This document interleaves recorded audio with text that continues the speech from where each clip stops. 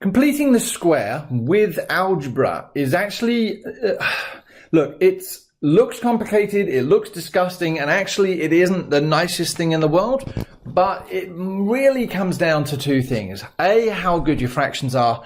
B, how good your algebra is. There's no two ways about it. If your algebra is not strong, if you're not repetitively trying to practice over and over again, algebraic fractions, algebra, you're going to find this work quite challenging. Particularly when it's combined with something like completing the square. So during our last video, we were looking at how to complete the square by generally writing it in turning point form. That's the whole point. We're trying to express something as a x plus b squared plus c, all right? And these can be minuses wherever else. So the reason we like it in this form is that A, it tells us the turning point. It gives us our axis of symmetry. What else can it give me to? We can solve it quite easily to find my x-axis intercepts. There's so much to actually like about completing the square, but it gets challenging. There's no two ways about it, right? So we've looked at it, but it would appear that some people might have been confused. So in the immortal words from Sound of Music, let's start at the very beginning. It's a very good place to start. And a basic example. So let's look at the example y equals x squared plus 6x minus 5. I'm going to write this over here because we're always going to keep comparing back to it, x squared plus 6x minus 5.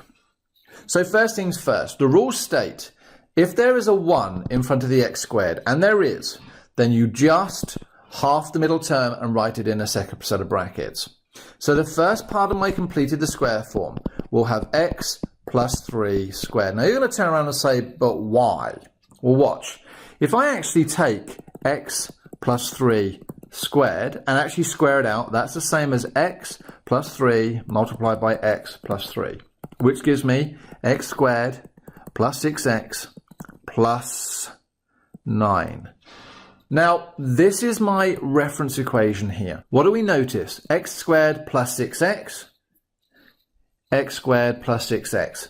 So we now know that this part here gives me the first two terms. The problem is when we square out x plus 3 squared, we actually end up with plus 9. I don't want plus 9. We notice here we've got this minus 5. So there are two schools of thought in how to do this, but I'm going to stick with the one that most of you liked from last time. And that is, first things first, when we square out x squared plus 3, when we square out x plus 3 squared, we get plus 9. Right, well I don't want it, so I'm going to get rid of it. That takes me back to just now x squared plus 6x. That just gives me those first two terms.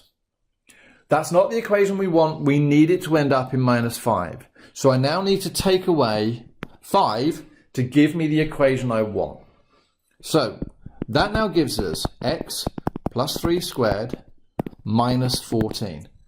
Now let's just check. If I multiply this out, what do I get? I get x squared plus 6x plus 9 minus 14, which gives me x squared plus 6x minus 5. Well, that's good. That's what we wanted.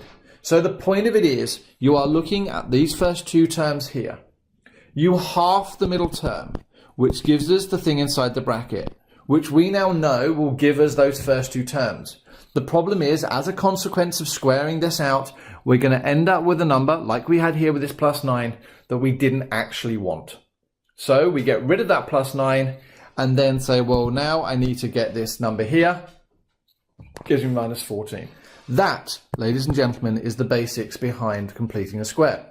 If I then wanted to go on and solve that, then I would say, well, to solve it, what do we know we're doing? Well, to solve it, we are trying to find the x-axis intercepts where y is equal to 0. So I now let x plus 3 squared minus 14 equals 0. Add 14 to both sides. Gives me x plus 3 squared is equal to 14. Get rid of the squared. Remember, we're trying to get x on its own, and we can't at the moment because we've got that squared sign there. So we now get x plus 3 is equal to plus or minus the square root of 14. Now we need that plus or minus because when a quadratic crosses, it crosses at two positions. That plus or minus gives me those two values. And so x is equal to minus 3 plus or minus the square root of 14. Now I can't make 14 easier because it doesn't divide by 4. It doesn't divide by 9, so that is it. They are the solutions to my quadratic equation. And yes, I would leave it in that way. Unless otherwise stated, you should always leave your answers in exact form, and lowest exact form, by the way. If that root 14 had been able to cancel down, you have to cancel it down. So that was the basic. Then we go from the sublime to the ridiculous. And we now throw letters in. Now, it doesn't make any difference at all whether you've got letters or not. It's the same process. The thing to remember is that it is the thing in front of the x that you are going to half. All right? You don't half the x. People got very confused with that x. So the point of it is we have x squared minus 3kx plus 1 equals 0. Right, we're going to half that middle term. We get x minus 3k on 2 all squared. Well, I don't know what that's going to give me, so I'm going to go over here and I'm going to go x minus 3k on 2, and I'm going to square it. That means x minus 3k on 2 multiplied by x minus 3k on 2. So that's x squared minus 3k on 2x minus 3k on 2x plus 9k squared on 4. So when we simplify that, we get x squared minus 3kx plus 9k squared on 4. So we've got the first two things. That's what we wanted. We've got this random plus 9k squared on 4. So I'm going to take that away, 9k squared on 4. And then I'm going to add 1 on, because that's going to give me equality in my equation. So that's going to be equal to 0. Right. Well, what am I going to do now? Well, this needs to be simplified. I need to have one fraction here. So again, I'm going to do a little bit of a breakout just so we can notice how I'm doing it.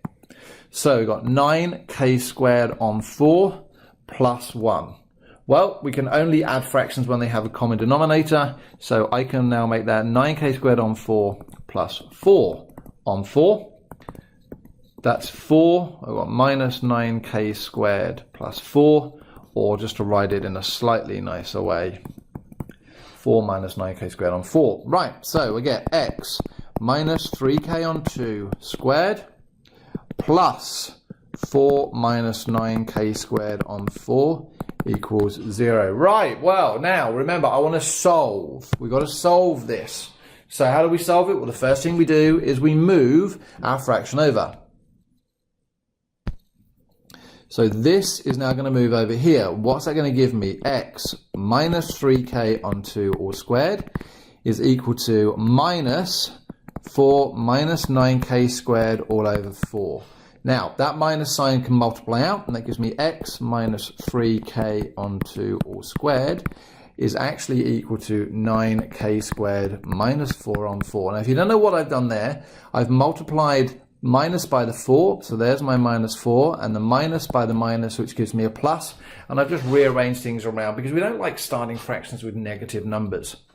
Now, squared, what am I going to do? I'm going to square root it. 3k on 2 is equal to plus or minus the square root of 9k squared minus 4 on 4, which gives me x is equal to 3k on 2 plus or minus the square root of 9k squared minus 4 on 4. Well, not finished yet, because I can actually remember that if you do the square root of a fraction, that's the same as the square root of a divided by the square root of b. We can actually split that square root up. Why am I going to do this? Watch. 3k on 2 plus or minus. Well, we know the square root of 9k minus 4. That can't be done. But we do know the square root of 4 is 2. And lo and behold, that means I can now write this in a common denominator form.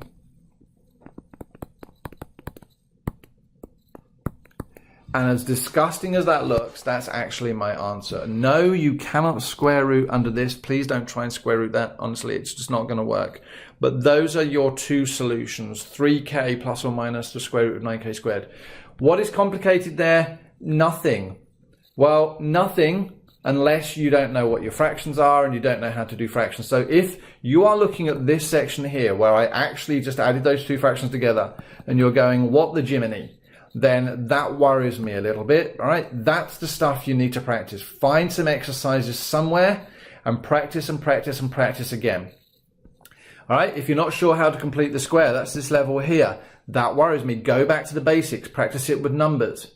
If you don't know about the square roots, being able to split up, go back and practice, all right? Solving these things by moving around, all of this, everything I'm indicating now is algebra that needs to be practiced, all right? To be fair, as I've just said here, the actual completing the square was the easy bit. The complex part comes from using fractions and algebra. Methods 1 and 2 uses fractions and algebra in every topic. So really, you have two choices. Feel the fear and do it anyway.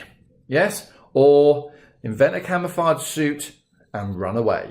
Now, basically, if you face the fear and do it, you'll find it hard, I promise you. There will be mistakes made, but you will learn. Fractions will become second nature. Methods 3 and 4 will become awesome. If you hide your head in the sand, sadly, I fear you will just find this course nigh on impossible. And my parting shot today is life isn't about waiting for the storm to pass. It's learning to dance in the rain, all right? So, don't run and hide. Just get out there and face your fears. All right, well, I think that's the lesson done. Yep, completing the square with algebra recap. Thanks very much for your time. I look forward to seeing you next time. Hi, and thanks very much for watching this, another video by me, the Maths Guru. If you would like to see more videos, why not subscribe and get regular updates? Otherwise, hey, click on the left and watch our next video. Okay, thanks very much. Have a good day.